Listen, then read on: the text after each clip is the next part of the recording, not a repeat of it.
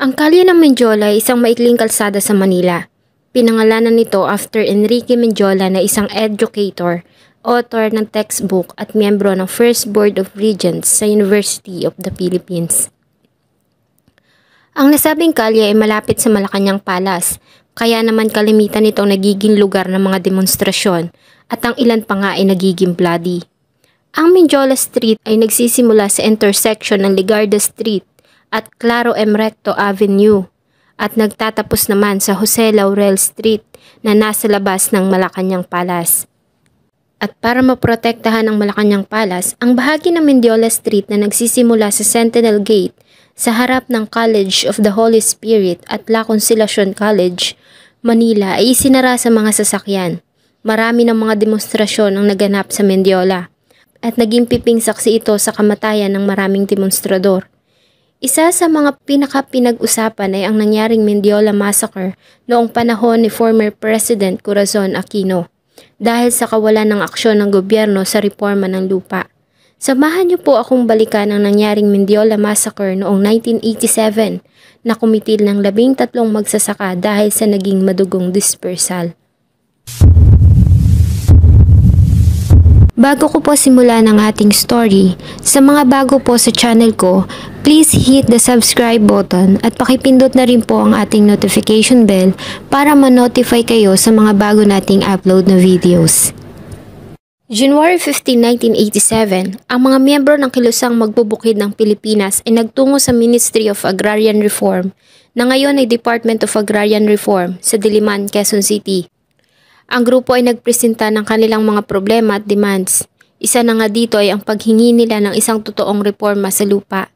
Humiling sila ng libreng lupa at ang zero retention of lands sa mga landlords at itigil din ang amortization sa pamunuan ng bagong gobyerno ni former President Corazon Aquino.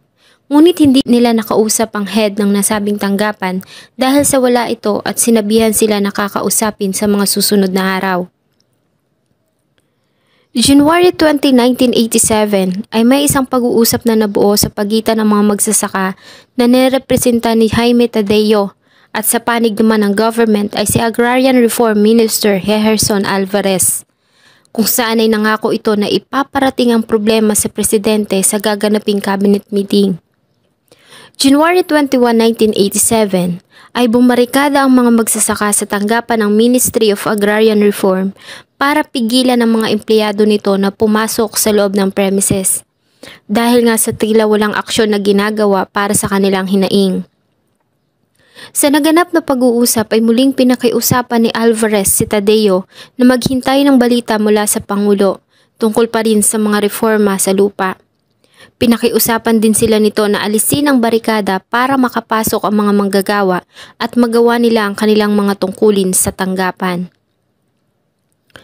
Mapagkalaman natin kung sa sisikat ang araw, kung sa silangan o sa kanluran, di po ba? Ngayon, medyo nabubuo ang katotohanan sapagkat batay dun sa inyulat ni Jimmy at batay doon daw na sinabi ni Minister Alvarez, sabi daw ng Pangulo Corazon Aquino ay kinakailangan daw na hintayin na lamang ang ratifikasyon ng panukalang saligang batas.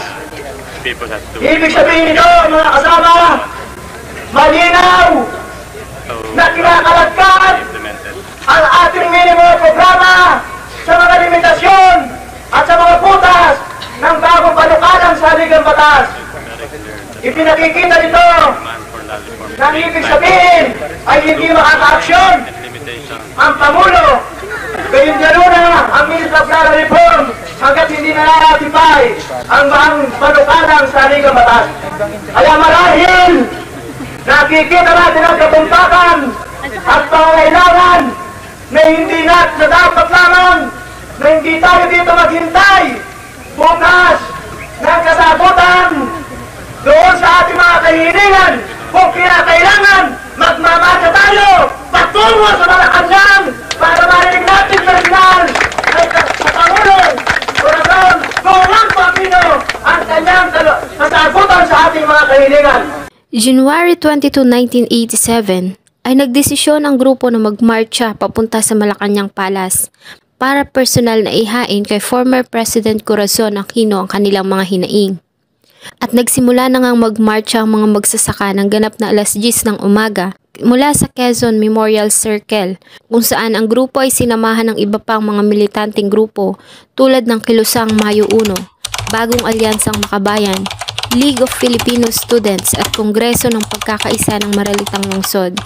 At narating nila ang Liwasang Bonifacio ng 1:00 ng hapon, kung saan ay nagsagawa sila ng programa.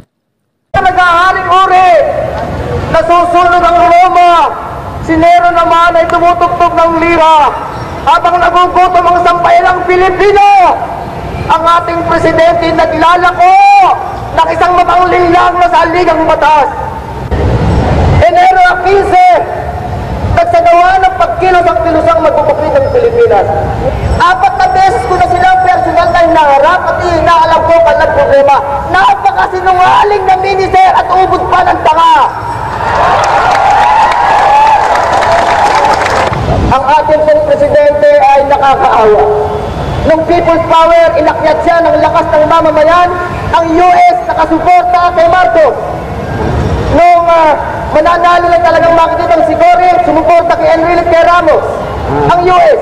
Pero nung makita si Cory na ang panalo, sumuporta kay Cory. Walang kahirap-hirap ang US. Pero ngayon, nakuha na si Cory ng gawing Woman of the Year ng Time Magazine, isang magazine ng multinational corporation. Si Cory ay nasa kamay ng US at pingina sa kahilingan at tambayalang magbubukay. Eh saan naman kayo makakakitang sinasabing sa pamagitan ng bagong saligang batas? Alam ba ninyo kung bakit hindi na may patutupad sa pamahalang Cory Aquino ang tunay na reforma sa lupa? Siya rin ay isang landlord, tanggapin na natin na hindi niya kayang talikdan ang kanyang uri.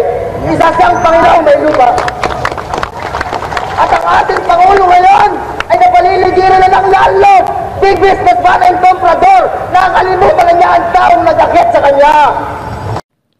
Habang nagsasagawa ng programa, ang tinatayang 15,000 ng mga magsasaka sa Liwasang Bonifacio, ang anti-riot personnel sa ilalim ng command ng Capital Regional Command Commander na si General Ramon Montaño, Task Force Nazareno sa ilalim ng command ni Colonel Cesar Nazareno at Police Forces sa ilalim naman ng command ng Western Police District Chief Brigadier General Alfredo Lim ay dineploy sa paligid ng Malacañang.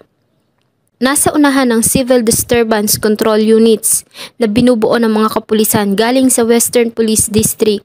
Sa likuran nila ay kapulisan naman ng Integrated National Police Field Force Units. Lahat sila ay armado ng standard CDC equipment na aluminum na kalasag, batuta at gas mask. Sumunod sa di kalayuan ay ang grupo ng Philippine Marine Corps Unit, ang Marine Civil Disturbance Control Battalion, armado ng kalasag, batuta at M16 rifles na nakabitin sa kanilang mga likuran.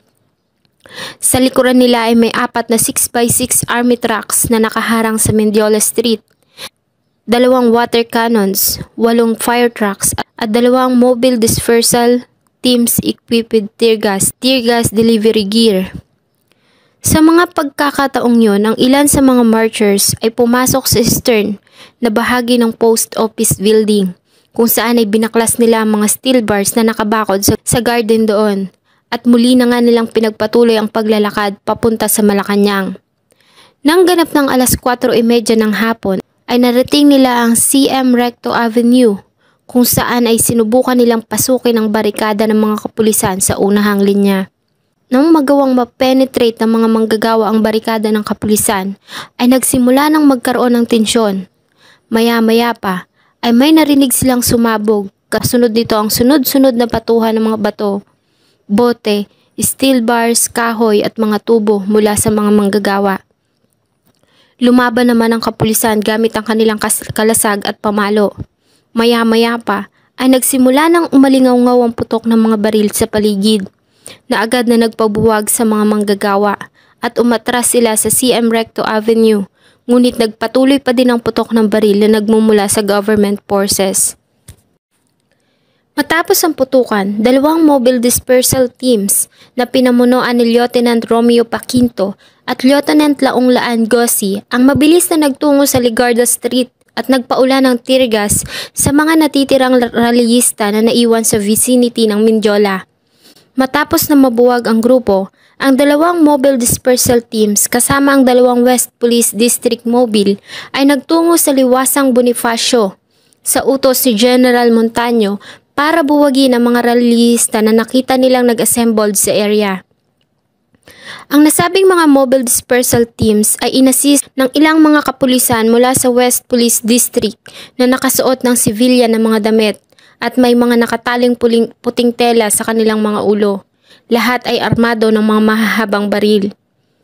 Matapos na mawala ng usok at matigil ang kaguluhan, ay 12 na mga magsasaka ang nakumpirmang namatay. At marami ang nagtamo ng mga tama ng baril at marami din ang nakaranas ng minor na injuries. Lahat ng biktima ay miyembro ng Kilusang Magbubukid ng Pilipinas. Samantalang sa State Security Forces naman ay 3 ang nagtamo ng tama ng baril at ilang nakaranas ng mga minor injuries. Ang mga biktima ay sinugod pa sa mga malalapit na hospital sa area, namely Far Eastern University Hospital, Philippine General Hospital, Jose Reyes Memorial Medical Center, UST Hospital, Mary Childs Hospital, Singian at Ospital ng Maynila. Kinabukasan ay nadagdagan pa ang bilang ng mga namatay sa 13 ng mga magsasaka. January 23, 1987, kinabukasan, matapos ang madugong trahedya, ay bumuo si former President Corazon Aquino Citizens Mindiola Commission na pinamunuan ni retired Supreme Court Justice Pedro Abad Santos para imbestigahan ang nangyaring kaguluhan sa Mindiola. Samantala, bilang pagprotesta sa nangyaring massacre, ang chairman at vice chairman ng President Committee on Human Rights na si Jose Diokno at JBL Reyes ay nagresign sa gobyerno. At ang Communist-led National Democratic Front of the Philippines o NDFP ay umatras sa usapang pangkapayapaan sa ating gobyerno. February 16, 1987, 2 abogado ang nagpasa ng mga videotapes sa komisyon kung saan ay nakita ang mga grupo ng mga kalalakihan na nakasuot ng khaki uniforms mula sa anti-riot team na nagpaputok ng kanilang mga baril sa mga rallyista habang umaatras ang mga ito sa Mindiola. February 27, 1987 ay iniutos ni former President Corazon Aquino ang pagsampa ng kasong administratibo laban sa ilang militar at police officers na nakuhanan ng video. Samantalang si Jaime Tadeo naman na chairman ng Kilusang Magbubukid ng Pilipinas ay naharap sa kasong inciting o sedition o inakusahang nag-udyok sa mga rallyista na siyang naging dahilan ng kaguluhan. Ganon din ang violation of the Public Assembly Act dahil sa ginawa nitong pangunguna sa mga magsasaka na magrally sa Mindiola ng walang permit. March 2, 1987, ang komisyon na binuo ni former President Corazon Aquino ay nagrekomenda na sampahan ng kasong kriminal ang lahat ng mga militar at police officers na naka-assign sa Civil Disturbance Control. Ganon din ang pagbibigay ng compensation ng gobyerno sa mga biktima ng nasabing pangyayari. Subalit ang nasabing komisyon ay nabuwag ng wala ding nagawang aksyon para sa mga biktima. January 20, 1988, dahil sa walang ginagawang kilos ang gobyerno ay napilitan ang mga pamilya ng mga biktima at mga nakaligtas na magsampa ng kaso sa ilang mga military at police officers at sa damages na nagkakahalaga ng 6.5 million pesos. Ngunit ang nasabing kaso ay binasura ng Manila Regional Trial Court noong May 31, 1988. August 8, 1988 ay muling nagpasa ng motion for reconsideration ang mga pamilya ng biktima, ngunit muli itong dininay ng korte dahil umano sa ang estado ay nag-file ng no waiver of immunity. Dahil nga sa ang ginawang pagrarally ng mga magsasaka ay walang permiso mula sa gobyerno. At sinang-ayunan din ito ng mataas na hukuman o Supreme Court noong March 19, 1993. Taong 2007, ang mga kasapi ng Kilusang Magbubukid ng Pilipinas ay naglagay ng granite marker at bantayog ng mga bayani sa Quezon City habang inaalala nila ang ika-20 taong anibersaryo ng krimen. Pinagbawalan ng ating gobyerno ang pagsasagawa ng demonstrasyon sa Mindiola mula nang mangyari ang trahedya. Ngunit noong January 2008 ay muli itong pinayagan ni Mayor Alfredo Lim as long as ang rallies ay gaganapin ng weekends at holidays. Simula noon ay taon-taon nang inaalala ng mga magsasaka ang naganap na massacre at hanggang ngayon ay naging mailap ang hustisya sa mga biktima ng madugong dispersal. Maging ang pamilya ng mga biktima na namatay ay walang natanggap na compensation mula sa ating gobyerno. Nagurian nga na malaya at demokratiko ang ating bansa, kung saan ay may kalayaan tayo na sabihin ang lahat ng ating saloobin at hinaing sa ating gobyerno. Subalit ang nangyari sa ating mga magsasaka na naghangad lamang na marinig ang kanilang mga boses nang nasa itaas ay tinugon nila ng mga putok ng baril na naging sanhi ng kanilang kamatayan. Masakit pa, wala man lamang compensation o tulong na ibinigay ang ating gobyerno para sa mga pamilya at mga anak na naulila ng mga biktima. Sana po ay nagustuhan niyo ang malungkot na kwento na akin pong ibinahagi. Huwag niyo pong kalimutang mag-iwan ng inyong saloobin at suggestion sa atin pong comment section. Thank you so much po and see you in my next video.